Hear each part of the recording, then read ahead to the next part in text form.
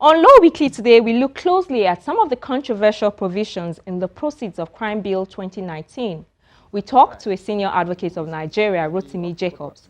We also have some senior lawyers assess the first term of President Muhammadu Buhari, while others set their agenda for him, plus our weekly recap of the top trending stories from the courtrooms. Hello and welcome to the program. I am Shola Shuyeli. An executive bill titled Proceeds of Crime Bill 2019 is currently awaiting President Muhammadu Buhari's assent. The bill provides for the establishment of the Proceeds of Crime Management Agency, which will manage seized funds and assets. Amongst other things, the bill seeks to remove some critical powers of the anti-corruption agencies, especially in the areas of confiscation, seizure, forfeiture, recovery, and management of assets or proceeds derived from unlawful activities. My guest on this edition of Law Weekly is a foremost prosecutor for the Economic and Financial Crimes Commission, Mr. Rotimi Jacobs. He has studied the bill and says that even though the tenure of the National Assembly is expiring, the President can still sign it into law. He, however, strongly advises the President not to sign. I began my interview by asking him to shed more light on his strong stance. Well, in law, the president has the power to sign it, but I will appeal to him not to sign it in the interest of the fight against corruption that the administration is standing for and which they actually champion. And I must commend the president and the vice president on their path in the fight against the struggle against this corruption. And I must say that the National Assembly, they have not been giving us the support that we want we demand from them. In an attempt to improve the law, they always whittle down the law. So, and trying to serve other purposes. Because I look at that bill and I felt ashamed that we can pass that kind of proceed of poker in that form. Because I've been agitating for it, that let us have Proceeds of Crime Act that will take care of civil forfeiture. We have wonderful legislation on confiscation of in criminal forfeiture, proceeds of crime. When it comes to crime, when it comes to after our legislation are quite adequate, but the civil aspect of it is grossly inadequate.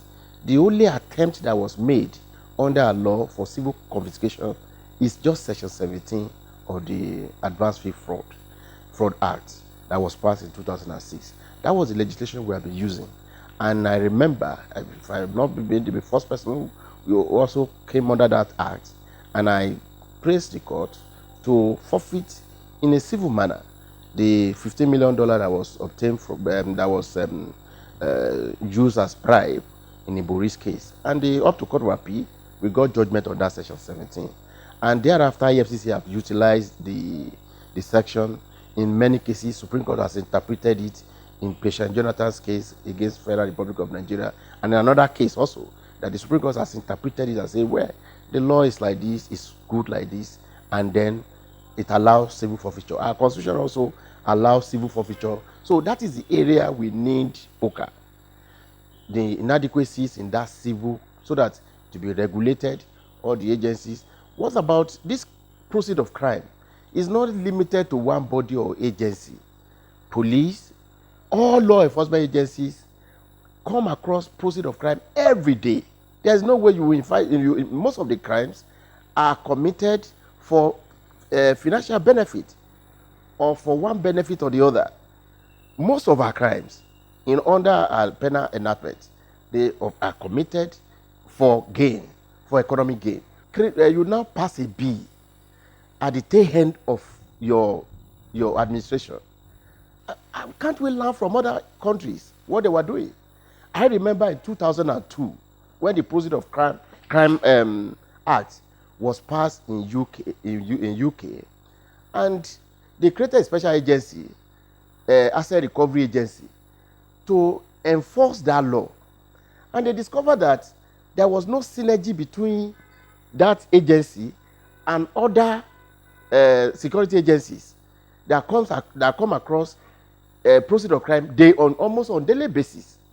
So the UK examined this and said no, and abolished that agency, because the best person who can enforce, who can manage, who can trace, who can manage those proceeds of crime are the agencies that are investigating the case.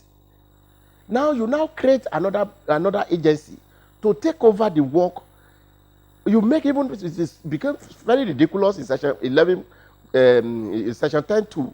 It said that when the agency there is a proceed of crime, the new agency you are creating should take over the investigation, take over the proceed of crime, take over the proceedings related to it. And not only that, the moment you are aware of it, you must give that agency by section 11 to also notify them that I have come across proceed of crime, come and take it over.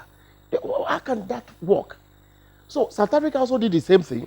They discovered this problem and then allow all their security agencies to implement their own poker. So why do we need a special agency to do so? But what obtains in other jurisdictions? By passing this bill, are we departing from what? We are departing from reasonable things that are happening in other countries. The same thing in South Africa. Their own agency, they are like body like EFCC. They are the one implementing their own poker, Proceed of Crime Act, legislation of their own. So why are we creating an agency and create problem for ourselves? Can we implement it if we do it that way? So that can never work like that. And that is why I am surprised that they can create an agency like that. So I passionately appeal to the president, to Mr. President, not to sign that legislation too. It's not in our interest. It will run contrary to the fight against corruption. Let's talk about section 162 of the bill, which deletes critical sections of the EFCC Act. Tell us about that. The implication of it is that the EFCC, they are, by their nature of their own mandate, they are to investigate economic crime. And most of these economic crimes are crimes that are committed through financial institutions and other bodies. They need accounts in banks to be able to properly investigate. Section 34 is the backbone of that power to do economic crime, to really go to your account, trace your money, and know how funds came into your account. Now, this law now completely deleted that section and said, no, you can no longer take account of any suspect. So it has deprived EFCC from investigating. You have taken life out of the EFCC. Because economic crimes are most crimes that are perpetrated through banks and other financial institutions. So you now say they don't have that power again. So who else? How are they going to perform their function? And why do they isolate EFCC? Because it's not only EFCC that has that power. ICPC also have that power. They did not delete the power, the sections in the ICPC Act. They did not delete in the Police Act. They did not delete in other security agencies except EFCC and NDLA. You deleted those two institutions. Why? Why do you isolate them? So I don't know the basis. If you want the agency you are creating to take over, then why do you have to exclude some and then include some? So, which means if not because of an agenda, it's only in a country where I see the people that are being prosecuted will sit down at the National Assembly and be legislating for our nation and be saying this law on corruption should be deleted, and they will do so, and no reaction from anybody. There are other things that I see that are very, very absurd under that law. If you look at section 19 of the EFCC Act 1905, it says if you get a property and that property you cannot account for it, or that your source of income is not commensurable with what is found with you, that the onus is on you to say, this additional wealth I got, this is how I get it. That is the EFCC Act. It's in ICPC Act. It's in the Money Laundering Act. Until the National Assembly in 2015 deleted it. That is how the law. And that law has been interpreted by Supreme Court and say, yes, if you have property that is beyond your income, the onus is on you. But this new law they are making, they want the president to sign. They are now putting in there that it is for the prosecution to show how you got your money. Not the accused person who got the money illegally. Yes, they now place the onus under their own section, section 152 of their new law says it is the state that should prove your income, the source of your money, the source that money is proceed of crime. Whereas under the existing law, and this is an international instrument, it's not our own local legislation, it's an international instrument that says that if your income is 5,000 naira, and then we now find 1 million in your account, it is for you to justify and say, this is how I made this additional 1 million naira. This is reasonable thing all over the world. But our own National Assembly now, they now override that one and say, no, it is for the prosecution. It is for the agency. It is for the law enforcement agency to justify your income. It's so absurd. So I appeal that the president should not affirm it. Now, another serious area that I think I need to mention is the area of all the powers to confiscate assets, proceed of crime. You now give it to Federal High Court. Now, if you are investigating an offense, a state offense, and that property is derived through the commission of that state offense, I must still go to Federal High Court to get a confiscation order. So you now deprive State High Court from having jurisdiction, or the state court from having jurisdiction over proceed of crime. I think this is clearly illegal. It's totally unconstitutional. The Constitution gave the power to both the federal and the state court. So they cannot on their own now through this legislation empower the Federal High Court alone and exclude the State High Court. Now, coming to the power of civil their own part 3 and part 4 of the legislation. You know, part 3 deals with civil forfeiture, and part 6 deals with criminal forfeiture. You know, they model up the concept of criminal forfeiture and the civil forfeiture. The civil forfeiture is a non-conviction based forfeiture. You forfeit an asset, you don't need to secure conviction to do that. If the person is running away or he left the jurisdiction and you trace his asset there, obviously we will not contest that property. Or somebody who is a civil servant is handing 100,000 naira, and you discover he has one mansion in Asokoro worth over 1 billion naira. Obviously we will not contest that kind of thing. So you can, even if that person is not around, he has left, or he ran away, or is no longer within jurisdiction, that kind of property, they will not contest it. So you come by way of civil forfeiture to get that kind of asset, that this asset is the proceed of crime. Now they model up the entire procedure and say that you must go and serve that man who ran away.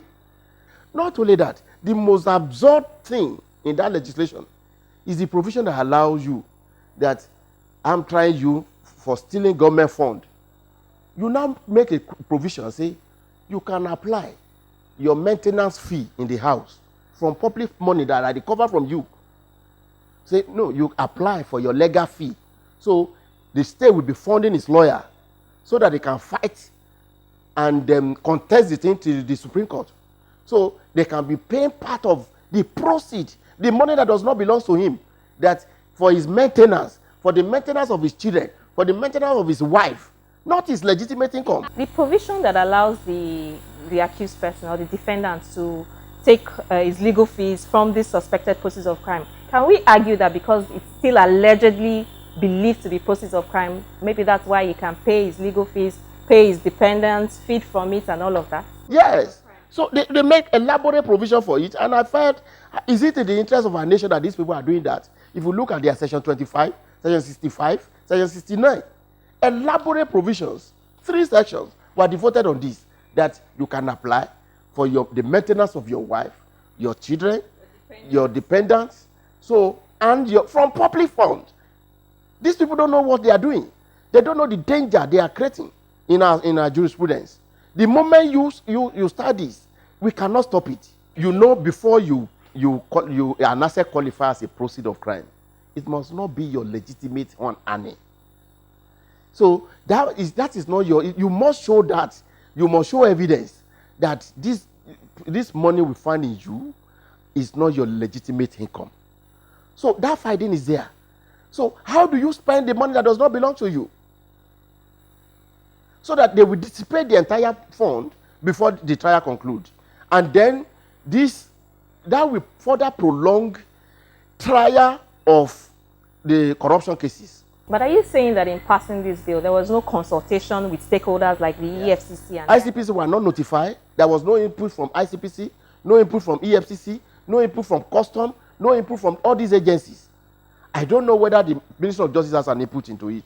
So why, if it is an executive bill, if these agencies have contributed to into the making of this bill, to the passing of this bill, it will not be in this form. I'm sure it will not be in this form.